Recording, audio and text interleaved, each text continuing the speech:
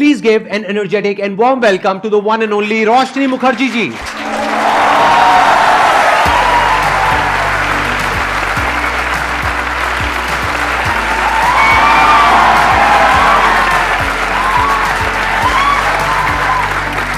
Please बैठिए बैठिए.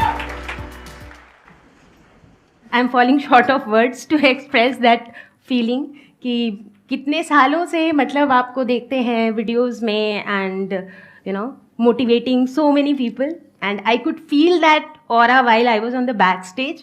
वो जो आवाज़ है, वो जो गूंज है, उसमें ही एक अलग पॉजिटिविटी है. सो of course it is definitely a moment that I will cherish all my life.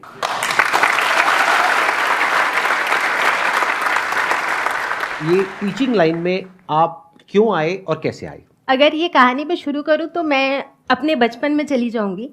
तो मुझे ऐसा लगता है जब मैं बहुत छोटी एज में 5-6 साल की एज में हम अक्सर ही घर पे वो टीचर स्टूडेंट वाला गेम खेलते हैं, राइट. तो वो कई बच्चों को पसंद आता है खेलना, वो बोर्ड लगा करके टीचर बन के. एग्जैक्टली. इनफैक्ट जब मैं अपने स्कूल में थी, मे बी अराउंड क्लास 6-7 में जब मैं थी, तभी भी मुझे जैसे बहुत बार ऐसा होता था कि जो मेरे से एक क्लास जूनियर हैं उनको चीज़ें समझाना बड़ा अच्छा लगता था, और जिनको मैं समझाती थी वो भी बड़ा अप्रिशिएट करते थे कि हाँ दीदी अच्छा समझ में आया टाइप्स. जब मैंने अपनी पढ़ाई ख़त्म की यहाँ पर, उसके बाद मेरी प्लेसमेंट हो गई तो मैं आईटी इंडस्ट्री में जॉब करने लगी. मैं विप्रो में काम की हुई हूँ, फिर मैं HP ह्यूलेट पकार्ड में मैंने जॉब किया है एज अ क्वालिटी एनालिस्ट. मैं वहाँ पे अच्छा कर रही थी, बट डीप डाउन ना मैं पढ़ाना ही चाहती थी. ठीक है. तो मैं सोची कि क्या करूं. कभी सोचा कि ये जॉब छोड़ के स्कूल की टीचिंग जॉब ले लेते हैं, बट चूंकि मैं उस समय आईटी में थी ना, तो तब यूट्यूब पे टीचिंग का तो इतना था ही नहीं, क्योंकि 2011 मतलब उस समय इंडिया में लर्निंग कंटेंट थे ही नहीं. जिस तरह से लर्निंग कंटेंट नहीं था, उसी तरह से पढ़ने वाले बच्चे भी कम थे यूट्यूब पे, क्योंकि उस समय यूट्यूब पे बहुत ज़्यादा बच्चे पढ़ने आते भी नहीं थे. बट चूंकि उस दौरान मैं यूट्यूब का यूज़ करती थी, जैसे ऐसे म्यूज़िक, एंटरटेनमेंट, यही चीज़ों के लिए यूज़ होता था, तो तभी मुझे ये आइडिया आया था कि यूट्यूब पे करके देखते हैं. मैंने कुछ वीडियोस डाली, 2-4 व्यूज़ आने लगे कुछ 2-4 हफ्तों में, और उसमें से एक बच्चे ने लिखा था कि ma'am what you could explain in 10 minutes my teacher could not do in a week. उसने क्या सोच के लिखा था उसको तो मैं जानती भी नहीं हूँ, बट वो जो कमेंट था ना, उस कमेंट से मुझे ऐसा लगा कि मतलब कोई ऐसी चीज़ जो सिर्फ मैं अपने पैशन के लिए कर रही थी, शायद वो सच में किसी और को उधर बेनिफिट कर रही है. मतलब आप मानोगे नहीं कि उस दिन ना मतलब मैं ऑलमोस्ट खुशी से कूद रही थी कि मतलब किसी को इतना अच्छा लगा. Very honestly speaking, that is when I very strongly decided that I wanted to build a free education platform. तो ये बात है 2011 की ही, और उस समय मैं ऑलरेडी थोड़े वीडियोस बनाना शुरू कर चुकी थी, और साथ साथ में आप अपनी जॉब भी कर रहे थे. हाँ, साथ में मैं जॉब कर रही थी. तो मैं सुबह 4 बजे उठती थी वीडियोस बनाने के लिए. तो वो अपने आप में जो है ना एक अलग जोश था, एक अलग जज्बा था. शुरू हुए 2011 में, बनते रहे. 2014 में मैंने डिसाइड किया कि मुझे जॉब छोड़नी है, मुझे फुल टाइम करना है ताकि मैं और ज़्यादा बना सकूं. तो इस तरीके से जो है ना मेरा कंटेंट बनता गया. उसके बाद क्या हुआ कि चूंकि मेरे पास वो पूरा कंटेंट था, एक तरीके से आप कह लो कि वो पूरा पैकेज था, and it was all available free of cost. So धीरे धीरे करके जैसे नेशनल डिजिटल लाइब्रेरी, CBSE, ये सारे अप्रोच करने लगे कि हमारे लर्निंग प्लेटफॉर्म में हम आपके कंटेंट यूज़ कर लें क्या. फिर धीरे धीरे करके बहुत सारे NGOs अप्रोच करने लगे कि हम अपने NGOs में आपके कंटेंट यूज़ कर लें क्या.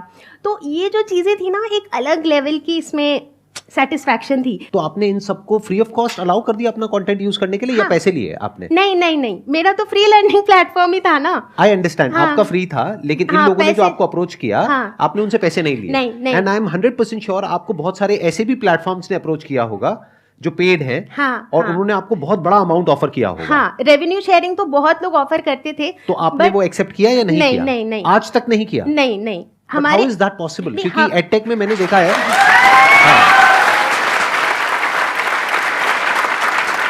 मैं आपको एक प्रैक्टिकल बात बता रहा हूं, because I am aware of कि कहां पर क्या चल रहा है, किसने किसको एक्वायर किया, किसको कितनी फंडिंग मिली. और आपने मेरे भी इसमें शो में आपने देखा है, जो गेस्ट आए हैं वो बताते हैं कि उनको कितना पैसा मिलता है और कितना बड़ा बड़ा अमाउंट मिलता है. आई एम श्योर आपको कम से कम भी नहीं तो 10-20 करोड़ 50 करोड़ के कई ऑफर्स आए होंगे, if I am not wrong. Offers तो आते रहते हैं, अभी भी आते हैं. करेक्ट. बट आप अभी भी एक्सेप्ट नहीं करते? नहीं, क्योंकि मुझे पता है कि मुझे क्या करना है. मैंने बताया ना कि वो जो थॉट थी ना सर, कि मुझे फ्री लर्निंग प्लेटफॉर्म बनाना है, वो थॉट इतनी स्ट्रांग थी कि उस बात को 11 साल हो गए हैं, बट उस थॉट की स्ट्रेंथ अभी भी उतनी ही है।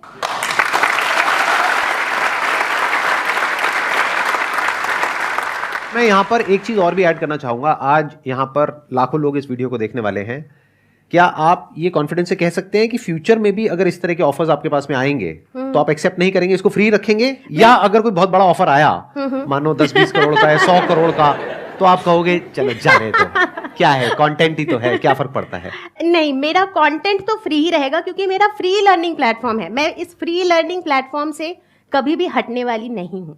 That I am very sure of. चाहे कुछ भी हो जाए, चाहे कुछ भी हो जाए, प्लेटफॉर्म मेरा फ्री ही रहेगा। ये होती है spirit. Let's give a big round of applause for her.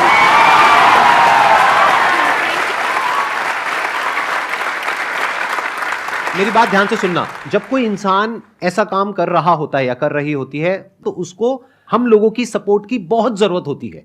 तो we should all appreciate such a person जो इतना सेल्फलेसली एक काम को कर रही है। बहुत बड़ी बात है। जहां पर के एडटेक स्पेस में क्या हो रहा है आप शायद सपने में भी नहीं सोच सकते हो कि लोग कितना कितना पैसा कमा रहे हैं वहां पर। ये चाहे तो कितना भी कमा सकते हैं। 2 मिलियन सब्सक्राइबर्स कम नहीं होते हैं और 2011 से कर रही हैं और कंटेंट पूरा है इनके पास में। हजारों वीडियोस हैं। आई थिंक आपकी 6-7 हजार वीडियोस हैं। हाँ। अगर ये अपना कंटेंट एज इट इज उठा करके किसी प्लेटफॉर्म को दे दें आज, तो I am sure you will be able to get a very good amount. But आप कह रहे हैं कि सिर्फ आज नहीं, फ्यूचर में भी मैं ऐसा नहीं करूंगी। हाँ, ऐसा तो मैं नहीं करूंगी, वो तो मैं बिल्कुल श्योर हूँ कि ऐसा कुछ भी कभी भी नहीं होगा। ये फ्री लर्निंग प्लेटफॉर्म ही रहेगा। तो बेसिकली अभी तक की जो स्टोरी थी ना, ये तो बस ये स्टोरी थी कि हाउ आई स्टार्टेड और कैसे ये प्लेटफॉर्म बना। आई एम सॉरी, मैं आपको बीच में इंटरप्ट कर रहा हूँ। हाँ, बिल्कुल। क्या आप इसके साथ साथ में कुछ कोर्सेज भी सेल कर रहे हैं? नहीं, कोर्सेज भी सेल नहीं कर रहे हैं? नहीं। तो आपका रेवेन्यू मॉडल क्या है? सिर्फ जो एडसेंस से आता है वो और थोड़ा बहुत स्पॉन्सरशिप? हाँ, राइट।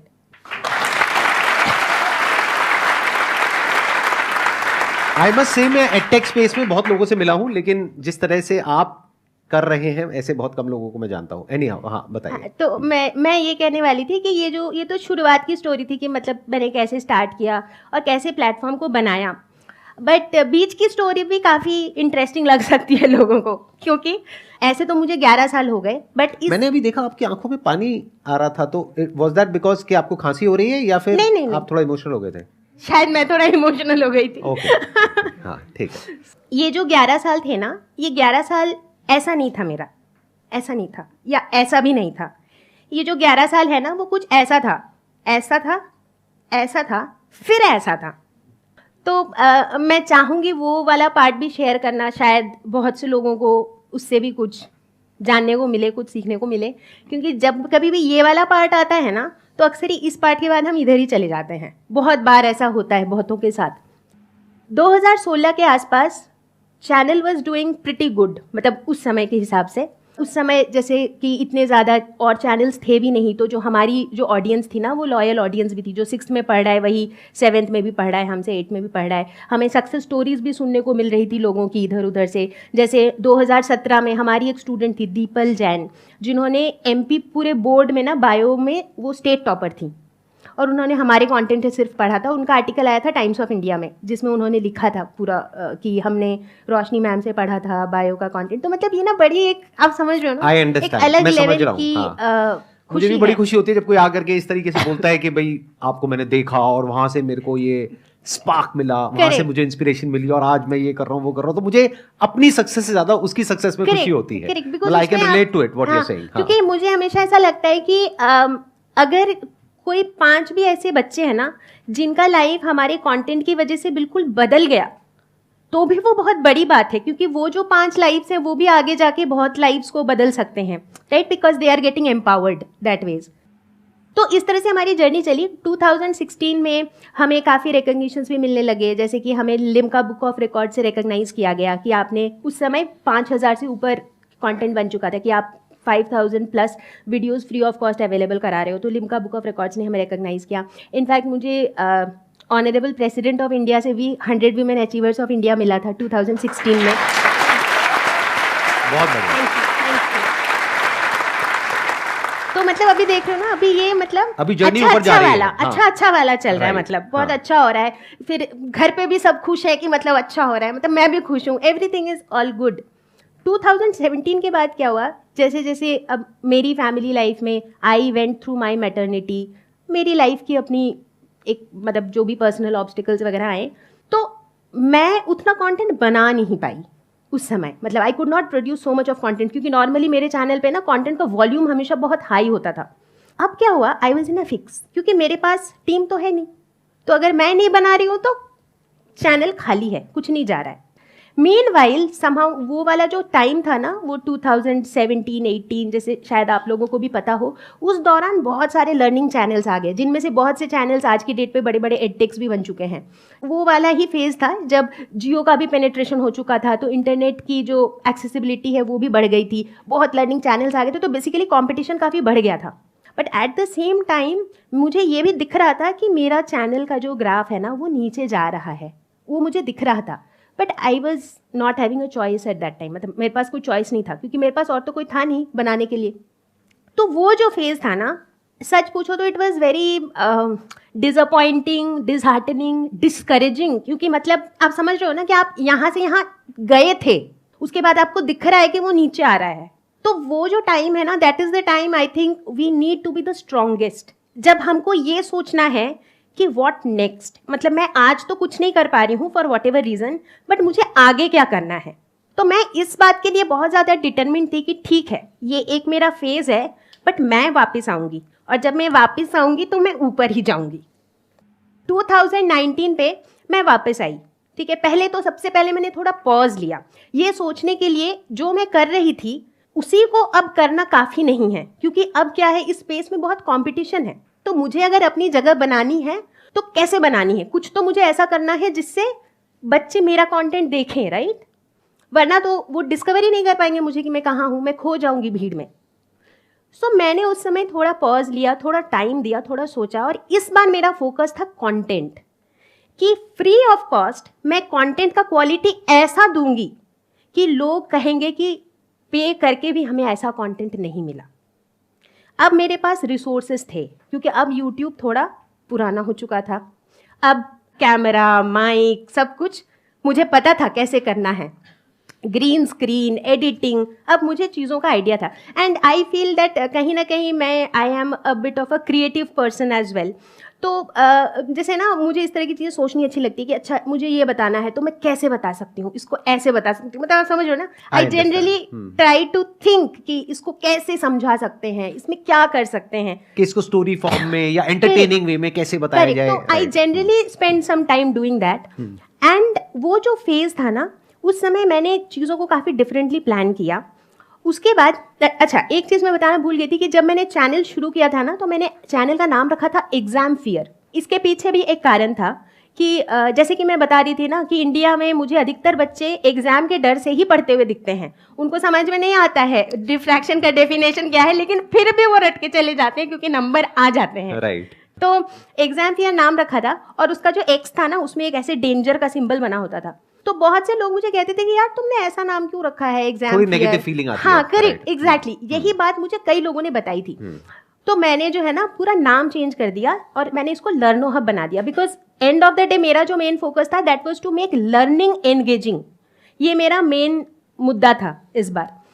अब क्या हुआ, जो मेरा कंटेंट का जो फॉर्मेट था ना वो कंप्लीटली चेंज हो गया। अब जो है मैं ग्रीन स्क्रीन पे, इससे पहले तक जब मैं पहले बनाती थी तो उसमें मैं नहीं दिखती थी, मेरे पास कैमरा वगैरह का कोई सेटअप वगैरह था नहीं, तो वो पीपीटी वाली वीडियोस होती थी जिसमें ऑडियो आ रहा होता था और मैं वो पेन टैबलेट से लिख रही होती थी। मेरा वीडियो का वॉल्यूम इसके बाद बहुत हाई नहीं रहा, बट वो जो वीडियो की जो क्वालिटी थी ना उस पर मैंने बहुत ज़्यादा फोकस किया। And and of the day उसका मुझे रिजल्ट भी मिला। वो वन शॉट सीरीज़ जो है वो इतनी चली, बच्चों ने बोला कि हमने पेड कोर्सेज ले रखे। मतलब वैसे भी ना इंडिया में तो सर ये भी है ना कि पेरेंट्स को लगता है कि फ्री का है, फ्री में हम रिलाई करें क्या। पर्सनली मैं बहुत से ऐसे बच्चों से मिली हूँ जो कहते हैं कि उन्होंने कहीं पे भी पेड अपना ज्वाइन कर रखा था, चाहे ऑफलाइन इंस्टीट्यूट हो या ऑनलाइन कोर्सेज हो, बट वो कहते हैं कि हमें ना उधर समझ में नहीं आया, फिर हमने वन शॉट वीडियो देख के ही समझा। तो मतलब वो चीज़ें होती रहती हैं, मतलब पैसे किसी और को दे रहे हैं लेकिन काम आप कर रहे हैं।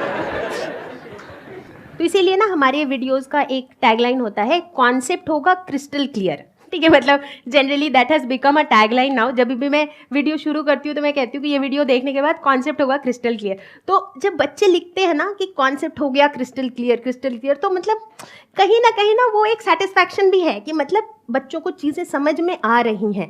डीप डाउन जो आप कह रहे हो, I strongly believe in that education must be free for all. Only then is going to be a level playing field.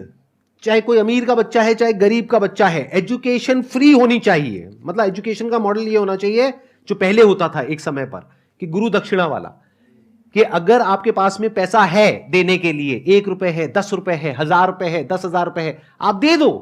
लेकिन अगर आपके पास में नहीं है तो आपको नहीं रोकना चाहिए आगे बढ़ने से। Exactly. तो एटलीस्ट आपके जैसे कुछ लोग और होने चाहिए जो अपने सेल्फिश इंटरेस्ट को हटा करके, सोचो कितने राजा महाराजा, कितने लोग, कितने आए कितने गए, कोई याद है क्या? बट आज इन्होंने जो शेयर किया है यहां पर, आई मस्ट से दैट के you will be remembered for ever.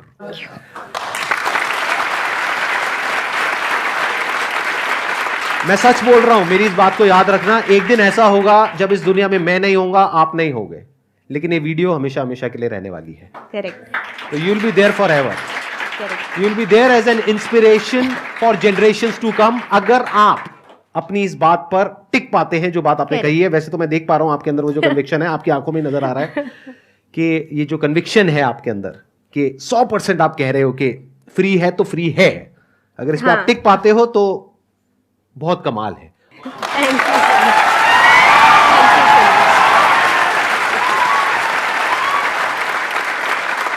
Thank you so much for coming यहाँ पर आकर के। Thank you so much for inviting me. मतलब द संदीप माहेश्वरी ही मैं कहूंगी से मिलना ही अपने आप में एक एक्सपीरियंस है, and I got that experience today. Thank you so much. Thank you so much.